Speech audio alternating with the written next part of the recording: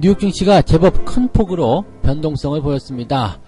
트럼프 대통령의 탄핵 위기 이렇게 해서 뭐 재료가 나오긴 했는데요.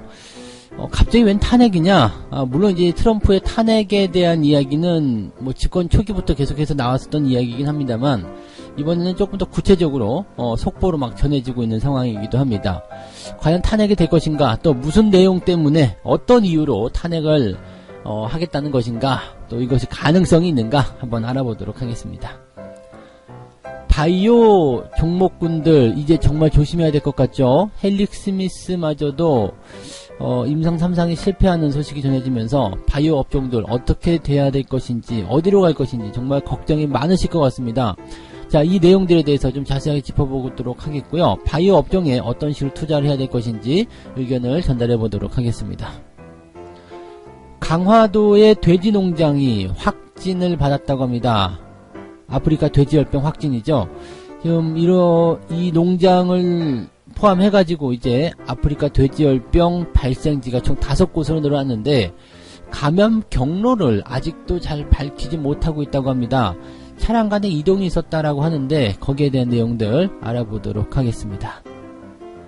네, 반갑습니다. 오늘은 9월 25일 수요일입니다. 또 한 주의 중간이 딱 걸려있는 모습인데 일교차가 상당히 커진 모습입니다. 건강조심 각별하게 해주시기 바라고요. 건강과 함께 우리가 조심해야 될 것이 또 생긴 것 같아요.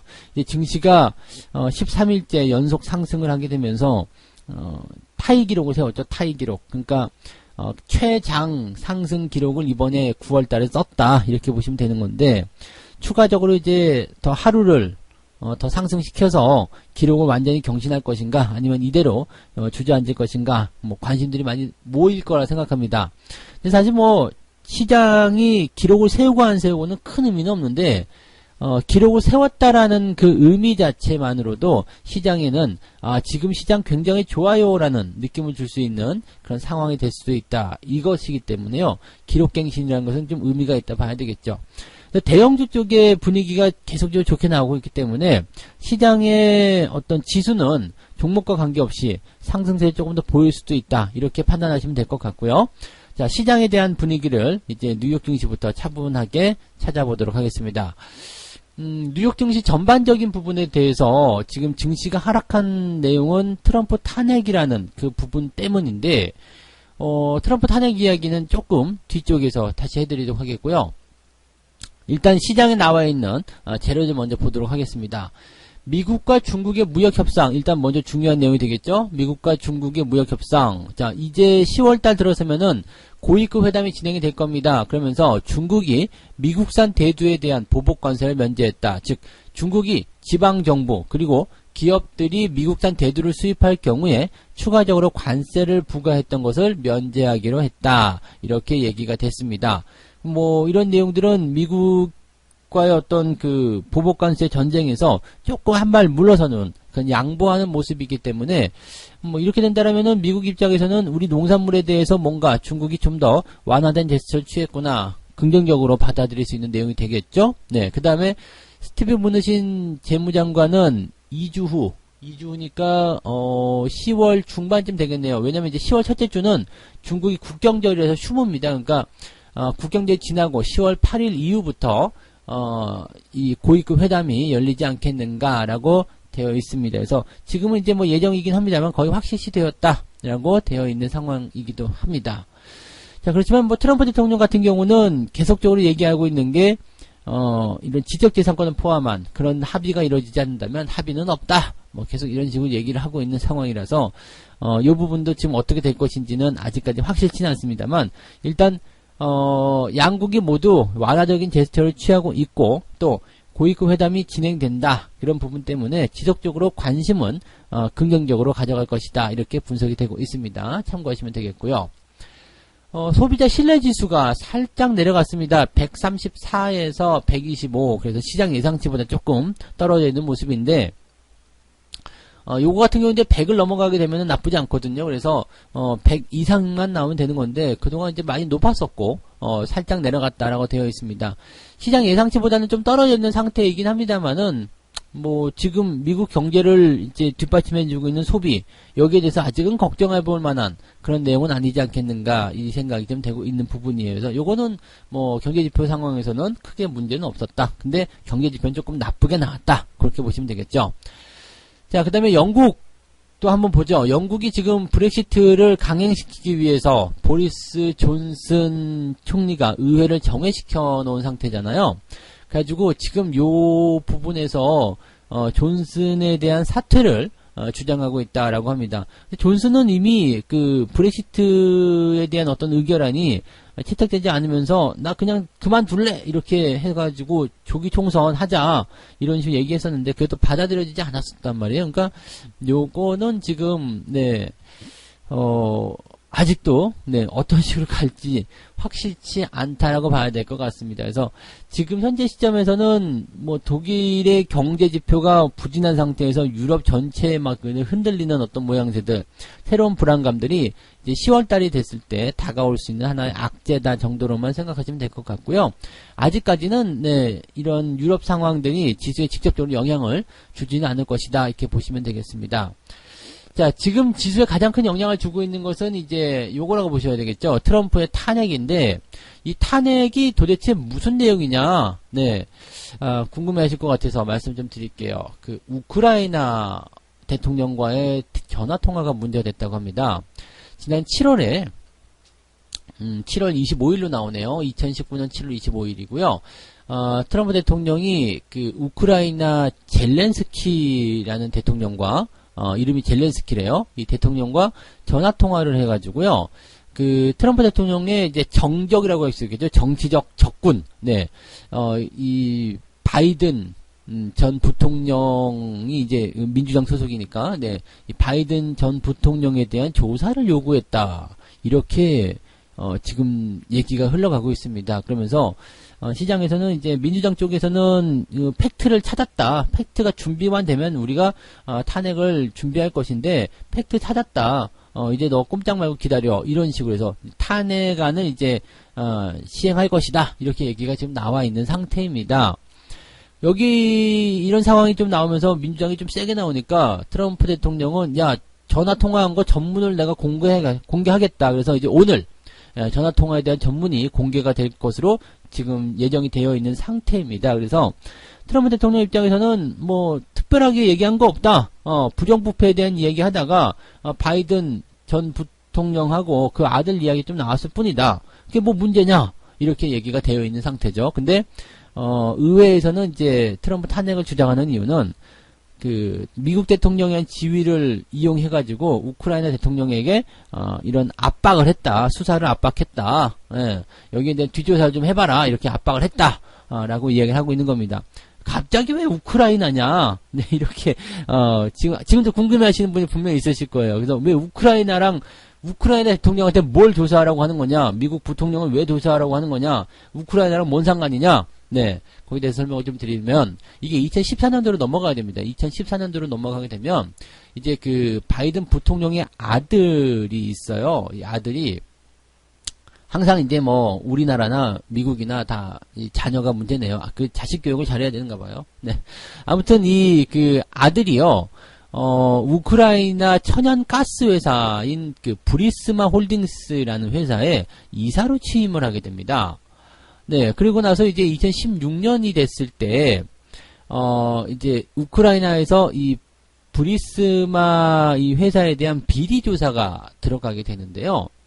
이 바이든이, 그 우크라이나 대통령에게 이런 얘기를 했다고 합니다. 그 브리스마 수사를 시작한, 빅토르 쇼킨이라는, 정말 쇼킹하네요. 빅토르 쇼킨이라는 검찰총장을 해임해라. 네. 저런 놈을 왜 하고 있느냐 그러면서 막 그렇게 종용을 했다고 하는 거죠. 그러니까 우크라이나 입장에서는 지금 약간 열받는 일일 수도 있어요. 그러니까 쉽게 정리하면 우크라이나 회사에 이 존 바이든 그 전 부통령의 아들이 이사로 취임을 했어요. 그러면서 이 회사가 비리를 저질렀다라는 얘기가 되는 거고요. 그런 정황을 포착한 우크라이나의 검찰이 이 회사를 검사를 시작한 거죠. 조사를 시작하게 되니까 그 자기 아들이 이사를 있는 회사가 이렇게 조사 들어가가지고 그러면 뭔가 안 되잖아요. 그러니까 바이든이 우크라이나 대통령, 그 당시 대통령에게 그 검찰총장을 해임해버려라. 왜 그 회사를 그렇게 조사를 하는 것이냐? 그러면서 이제 요거를 확 하라고 우크라이나 대통령에게 이렇게 그 압박을 넣었다.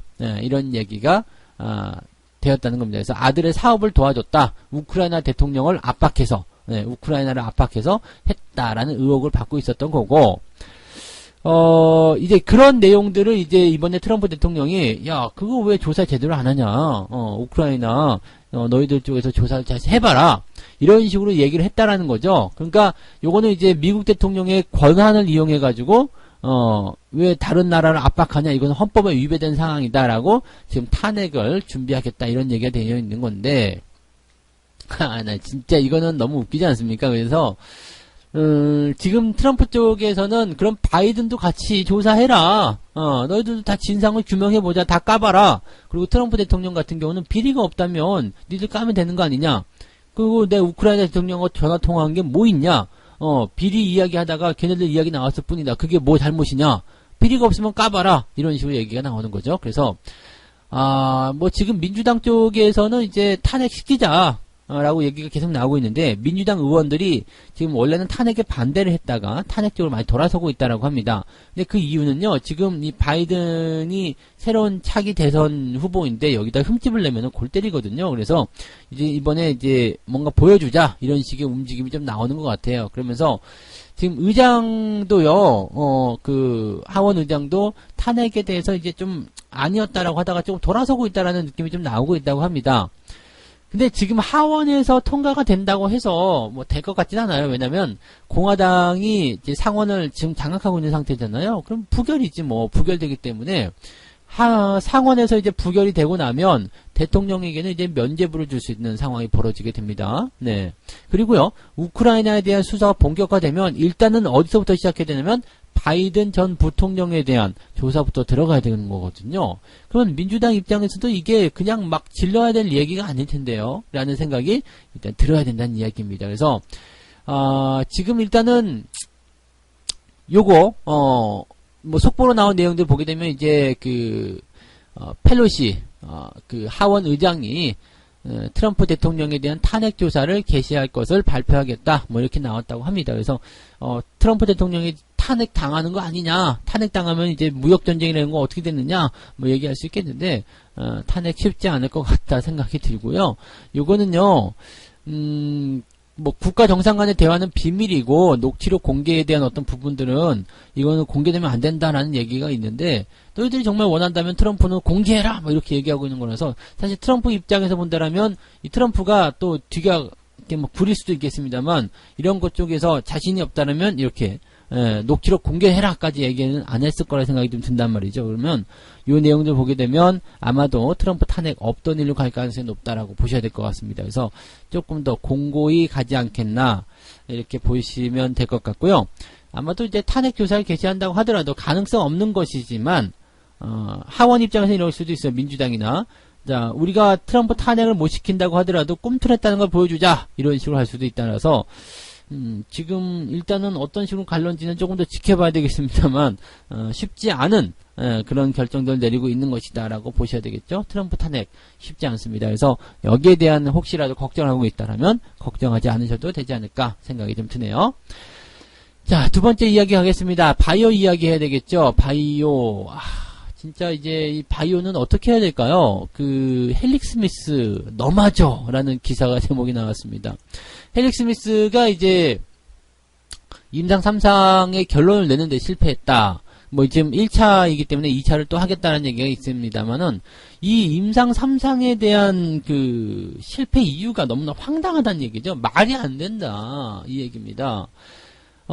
약물이 섞여서 이제 투여가 됐을 것이다라는 얘기가 나온 거예요. 그러니까 객관적인 자료가 아니죠. 비타민 C만 먹어가지고 비타민 C에 대한 어떤 그 영향을 입증해야 되는데 여기다 갑자기 뭐 비타민 B도 넣고 비타민 D도 넣고 막 이렇게 왔다 갔다 먹었다는 얘기죠.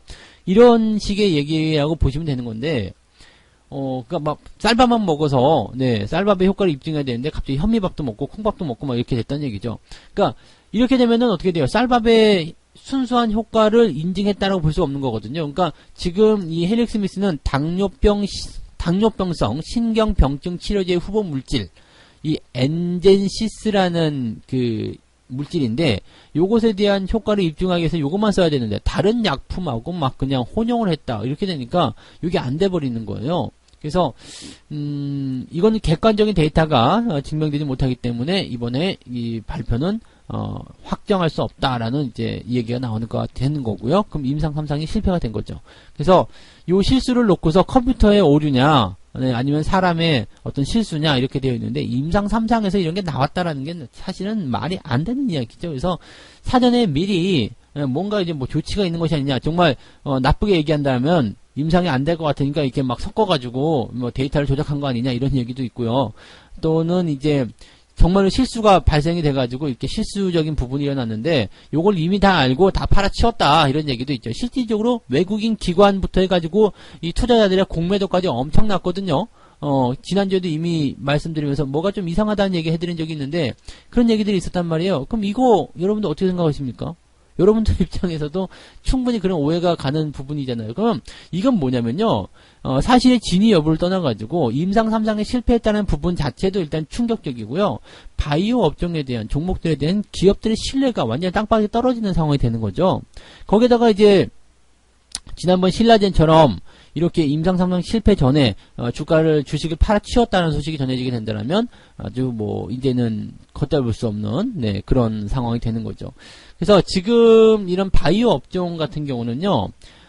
이제는 좀 뭔가 시각적인 부분들이 좀 개편이 돼야 된다고 생각이 좀 돼요. 그러니까 지금까지는 뭐 신약 물질이라든지 이거 터지면 대박 난다 뭐 이런 식으로 해가지고 셀트리온이 끌어올라왔었던 그런 부분이었겠지만 이제는 이제 뭐 뭐랄까요, 재무제표라든지 이런 것들 전부 다 이제 회계법인 같은 경우는 전부 다 바뀌었잖아요. 그래서 회계 기준이 바뀌게 되면서 뭐 연구개발에 대한 부분들도 이제 비용으로 처리가 되는 상황이 되니까 적자 기업들도 늘어나고, 그래서 실질적으로 여러분들이 기업 분석을 하실 때 그냥 꿈만 먹고 바이오다 해가지고 투자하는 그런 시대는 지났다고 보셔야 됩니다. 그래서 이렇게 기업적인 분석이라든지 또는 이제 바이오 업종들에 대한 전체적인 체질 개선이 확실하게 일어나지 않는 이상은 바이오 업종에 대한 투자는 조금 당분간은 좀 제껴놔야 되지 않겠는가라고 생각이 돼요. 그리고 그동안 바이오 업종이 너무 올라왔기 때문에 여기에 대한 어떤 부담감들이 계속 커져야 되지 않겠는가라고 생각됩니다.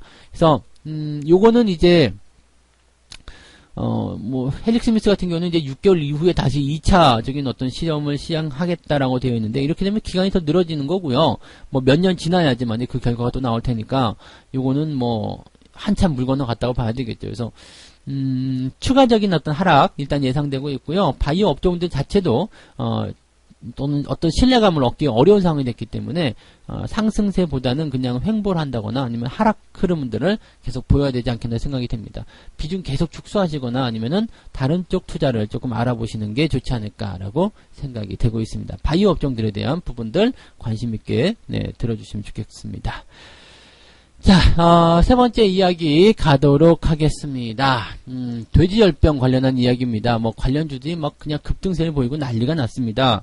뭐 이제는 그 5번째 감염 농장이 발견이 됐죠. 그래서 이렇게 되면서 상당히 이제 그 규모가 확산되고 있는 상태가 좀 됐고요. 아직은 지금 뭐 경기도 위쪽, 지금 파주, 인천, 강화로 되어 있죠. 그래서 인천 강화군 쪽에서 아프리카 돼지열병 의심 사례가 이제 확진 판정을 받았다라고 되어 있어서 지금 이 다른 시도로 움직이는 것을 적극적으로 방어하기 위한 내용이 지금 나오고 있다 보시면 되겠습니다. 그리고 도대체 감염이 어떻게 된 것이냐 이렇게 조사를 취하고 있는데, 첫 번째 농장과 나머지 농장 사이에 차량적인 교류가 있었다.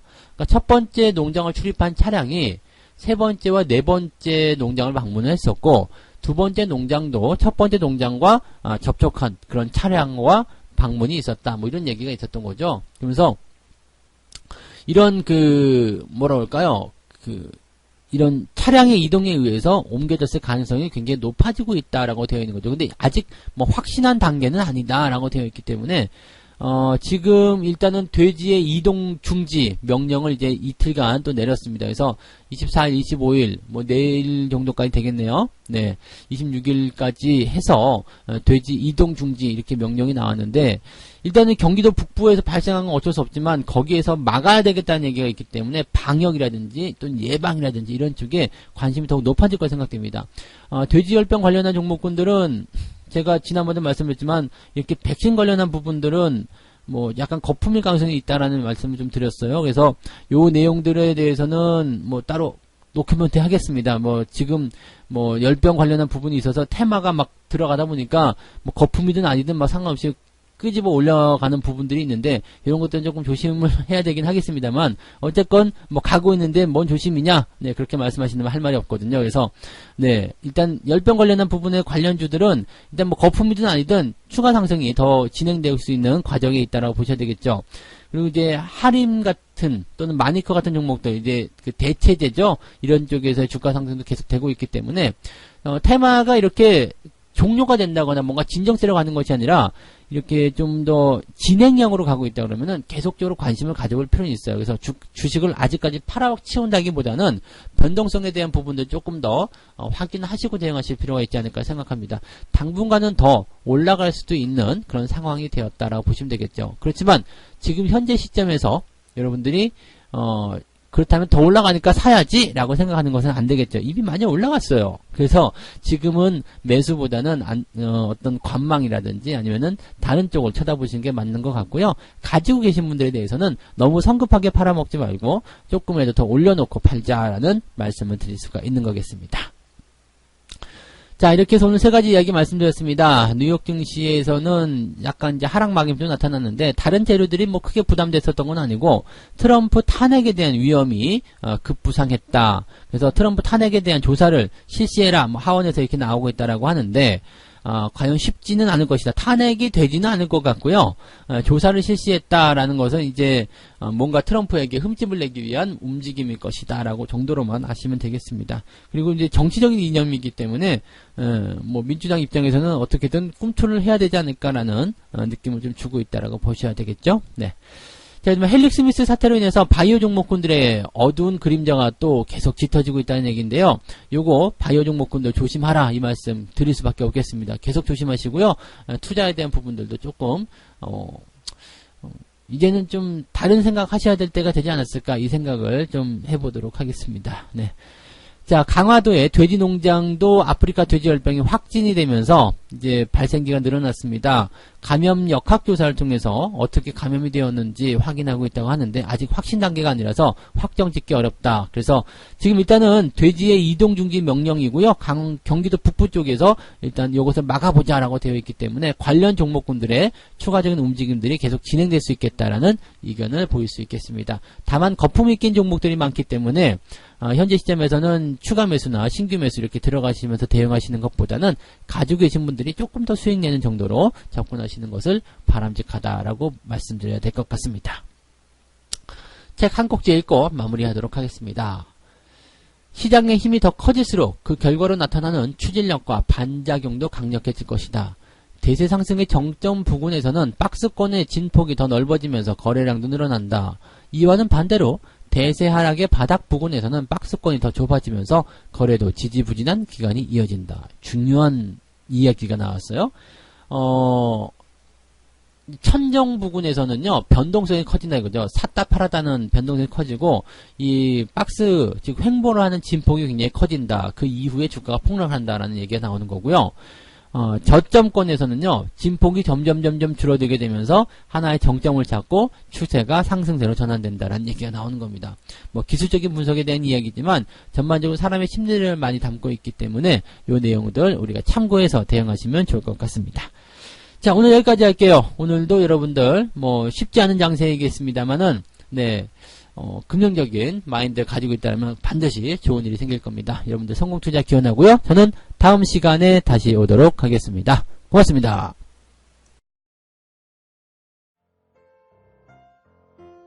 본 방송에서 제공되는 모든 정보는 투자 판단의 참고 자료이며 투자의 최종 책임은 본 방송을 이용하는 본인에게 있습니다.